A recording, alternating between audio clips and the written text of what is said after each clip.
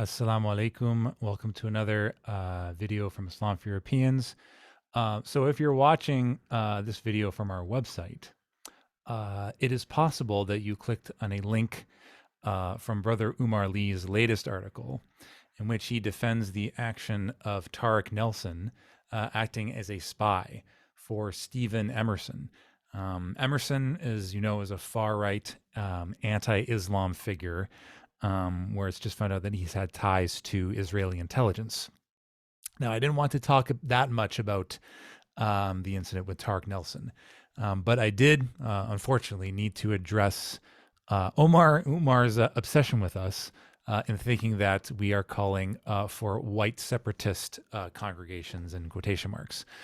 Since you may never have heard of our organization, I wanted to tell our side of the story to say that that is completely untrue. So I wanted to clear that up in this video, right? So when he links our article, he says in it that that Islam for Europeans is calling for separatist congregations, which is not true at all. So a separatist congregation would have to exclude other people based on personal criteria, whether that be ethnicity or gender or things like that. And I've said time and time again, and I've debated Umar Lee twice already, that if I4E were to create a mosque or even an office space in which we'd be, addressing the issues of the European descendant converts, the culture would be European. Our congregation would run it, but all Muslims would be invited. In fact, all non-Muslims would be invited as well. Okay, so and this is the way that basically almost all masjids function in the West, in North America in particular. If you go to Medina Mosque on the Danforth in Toronto, it's run by the South Asian community. 98% of the congregants are South Asian. And Danforth is the most multicultural place in the Western Hemisphere, and they don't disallow Muslims from any background from praying there. But when you go there, you understand that you are immersed into the Desi culture, basically. There are Turkish mosques all around the West. There's one in Windsor for the Turkish community, and everyone is invited. So we would be doing the same thing. But in order to ameliorate the situation of European descendant converts, we have the responsibility of giving dawah to our family, our community members, and people from the same background. And this is what the left is basically wanting us to have to do for the longest time. I mean, Umar, he quoted that, in his article that he read the autobiography of Malcolm X with Tariq Nelson. And I've quoted this, several times in Malcolm X's autobiography. He himself states that white people should be forming all white groups and to work on addressing racism within the white community, right? So work on anti-racism in the white community, and Malcolm X goes further and says, we will still be interacting with and working together with our white brothers and sisters, but they'll be working on their people while we work on ours. Sadly, this was written, before, Brother Malcolm's tragic assassination. But I think had he lived through that he would have, worked towards this kind of hybrid approach where it's not complete separatism, but at the same time, we work on the issues of our respective communities, and that makes it a non-zero sum game. Okay, so, but again, we're not a separatist congregation. I've had Muslims and non-Muslims from all walks of life on my channel to talk about their issues. I've interviewed Hassan Irfan, who's from a Desi background. I've interviewed Bilal Harding. In fact, I've collaborated with Brother Bilal on the features several times. He considered himself a black nationalist. So I mean, I'm always open to talk to anybody. And we are not, so in that sense, we are not a separatist congregation. So I appreciate the extra subscribers. I mean, if this is the first time you're watching this and you clicked on the link from Umar's channel, please subscribe to Islam for Europeans to see what we're all about. But we're not advocating at any time for white supremacy. And I'll go into that as to why it's so important for us to have this organization, because there's so much anger against Islam within the Anglosphere, and it should be our personal responsibility to deal with that. But we can't do that as a single person. I mean, we have to have an organized effort in order to be able to address issues related to Islamophobia amongst our people. Okay, so as usual, Brother Umar, he pissed off just about every influential Muslim in his latest article, as he's known for doing. And that's his game. I mean, he thrives off that. And I'm not here to criticize that per se, although I'm sure that he, has gained some new adversaries. But as Allah subhanahu wa ta'ala says, sometimes you dislike something, and then Allah brings a lot of good out of it, right? So Umar does say some very poignant things. I'm the first person to say that, right? Umar has been Muslim for longer than I've been Muslim. He's seen things that I've never seen, so his insights carry more weight than a PhD student studying converts for years on end would not be able to assess. But where I disagree with Umar is in the solutions, right? Of which, like some other people on the left, they really don't have really any concrete solutions, right?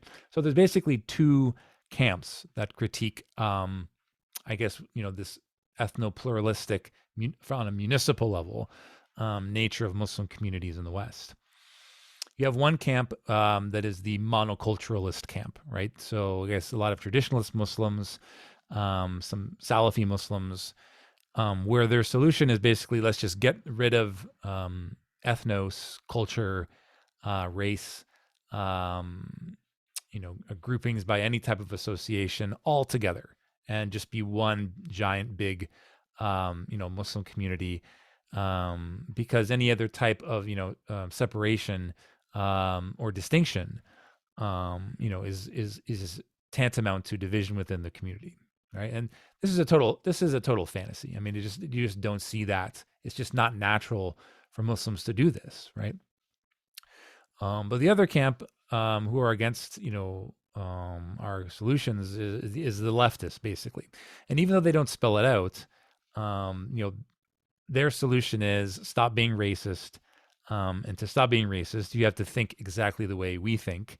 And if you're a non-white Muslim, and you disagree with the way I'm thinking, even though I'm a white Muslim, that means you have internalized whiteness, right? So the thing is, though, is that Umar, in trying to do this, put this forward, ends up bashing so many other non-white Muslims, who are in very high positions in the media, and for not thinking the way that he does about these issues. So, I think beyond all the stuff about Tariq Nelson and in Islam for Europeans and the issues related to white, black, and Latino and born Muslims, it's really a shame that Umar has really just gone so far off the deep end, to the point that even Muslims on the left are calling him out. Because Umar, like I said, a convert longer than I've been, understands a lot of these social dynamics related to converts vis-a-vis born Muslims more than anyone out there.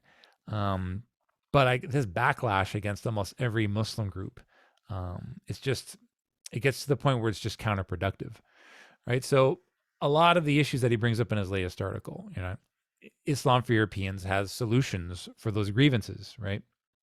And they're legitimate grievances that the left, Muslims on the left have been calling out, and I'm the first person to say that. So, for example, when he says that white people convert to Islam sometimes to have an intersection, or to be noticed on the online world, or to when they end up joining extremist groups overseas, or in the case of male converts to Islam, converting to Islam to be part of a highly patriarchal society, what they think is a patriarchal society, as a rejection of feminism, right?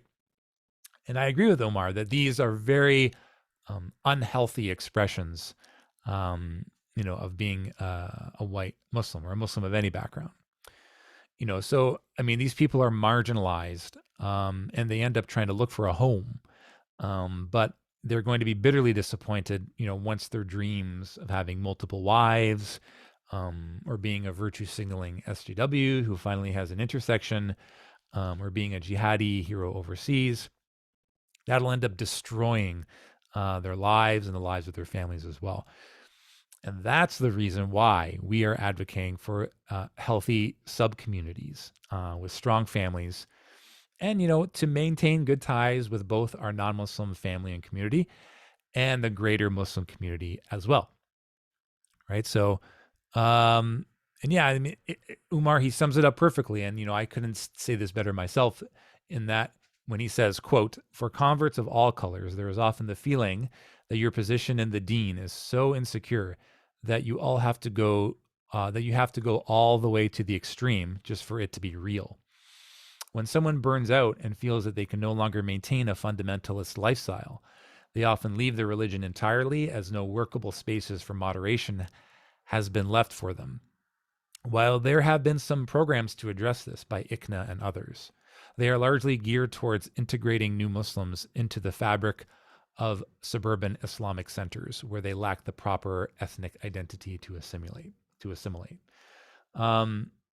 last part, I think having an ethnic identity to assimilate, I think it's really only part of the story, because even if you join a totally new, community, looking for, basically a new home to supplant all the social loss, even if it's from the same background, that is going to be a huge challenge, just because the people in that congregation don't really know the inner circles you're involved with, and they don't really want to, get involved with them or talk to them or communicate with them in any way.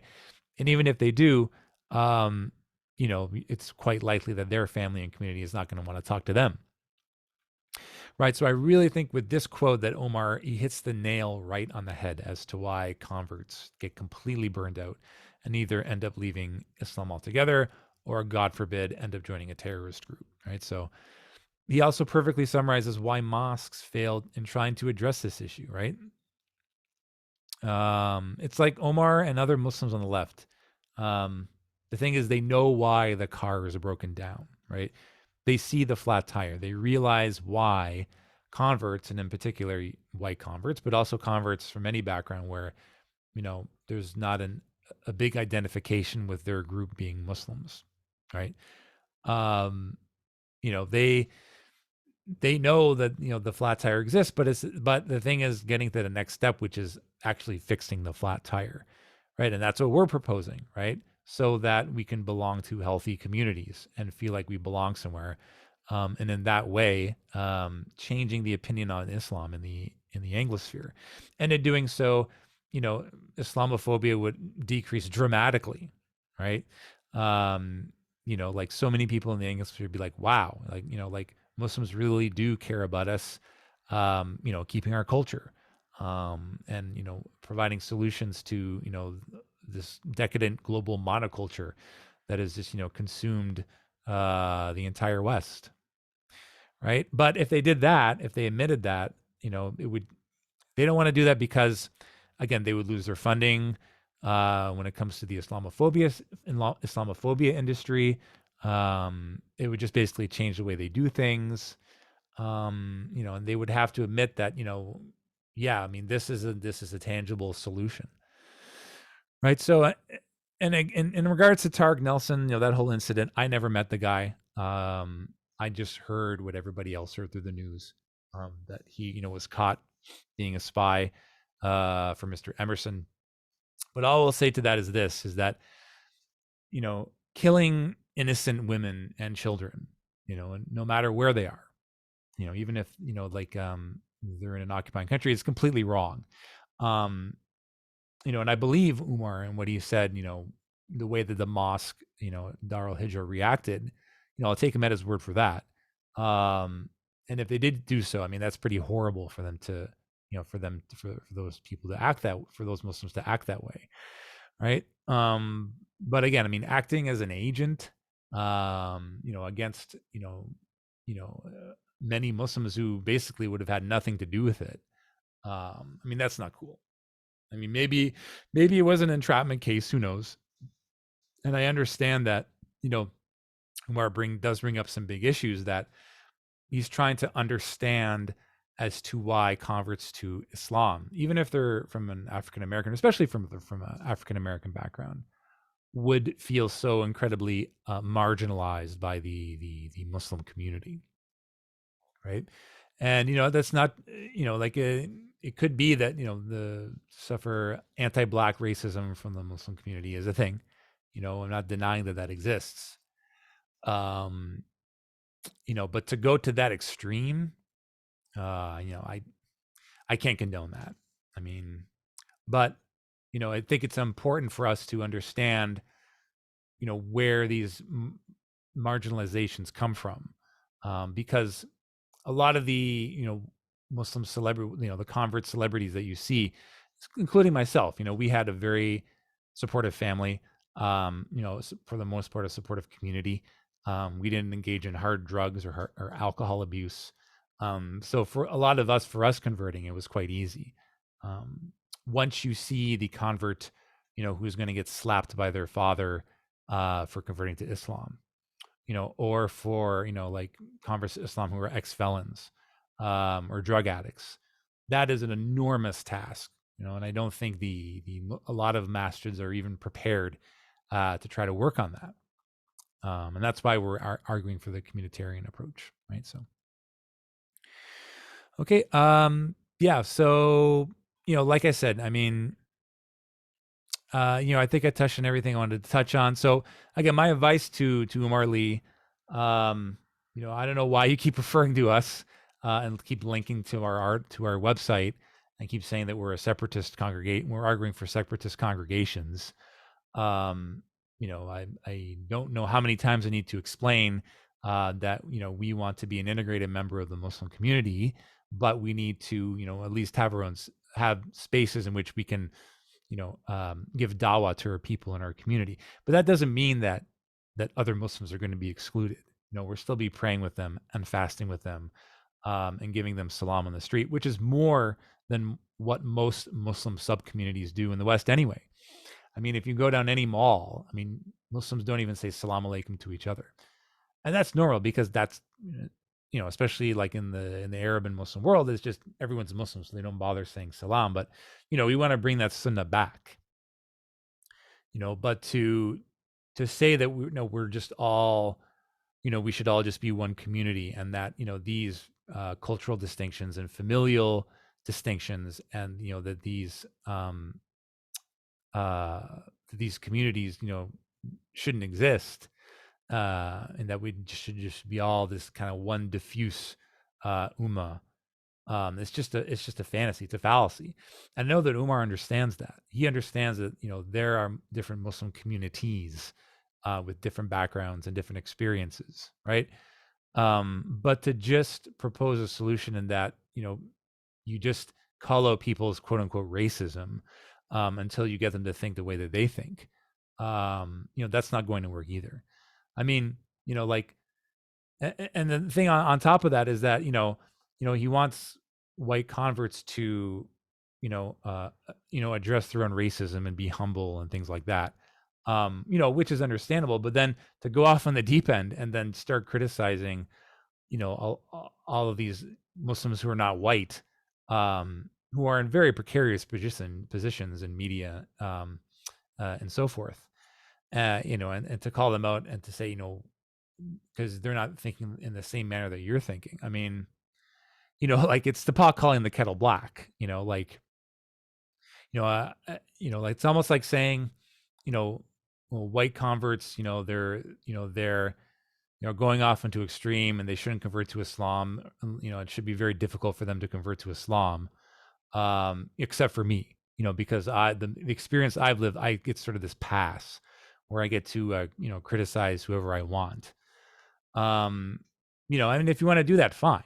But I mean, to then turn around and say we're not allowed to do that because our perspective, it's this like this closet racism. We have this ulterior motive to quote unquote oppress the rest of the Muslim community. It just doesn't make any sense, right? So, yeah. So I mean, that's pretty much all I had. So my message to Umar Lee: I get your frustration. You make really good measured points regarding these social dynamics between converts vis-a-vis born Muslims of different backgrounds. But you can't keep calling out all these Muslims in the media, Islamic organizations, who have this crazy idea that spying on mosques and Muslims en masse, no matter what some of their congregants did, no matter how evil or beyond the pale it is. I mean, it's pretty treacherous. I mean, if any Muslim is thinking about committing a violent act against somebody, I will be the first person to call the authorities and to call that out. But you can't keep calling out everyone in the Muslim community who has a different opinion than you do, right? I mean, I'm a pretty nice guy. I mean, I've been pretty cordial. I've never slandered Umar. I give him credit where credit's due. We even put his article up on our website, right? And like I said, he says pointed things about these dynamics that you can't get from a PhD thesis, right? Having said that, I mean, if I was a litigious jerk, and I had the resources, and I'm a zero in both of those categories, I mean, it's possible that I could sue him for libel, right? And I'm not going to do that. I'm just saying that sooner or later, with this tough guy attitude, it's only going to take you so far. I mean, God forbid you get a Muslim who is not as nice as we are. And then one day, you get, God forbid, a court hearing from someone who may not be as nice as I am. And even if the court case is resolved and you're not, you're found innocent of libel, that's all these lawyer fees that you have to pay for, and, all this headache and things like that. So, my advice, you say some really poignant things, some really great things. You just need to reel it in a little bit. And, be open to critiques from other people in the Muslim community. Right. So that's my time for today. And if you're watching this for the first time because you clicked on Umar's link, please subscribe to Islam for Europeans. Thanks, Umar, for the extra subscribers. I appreciate it.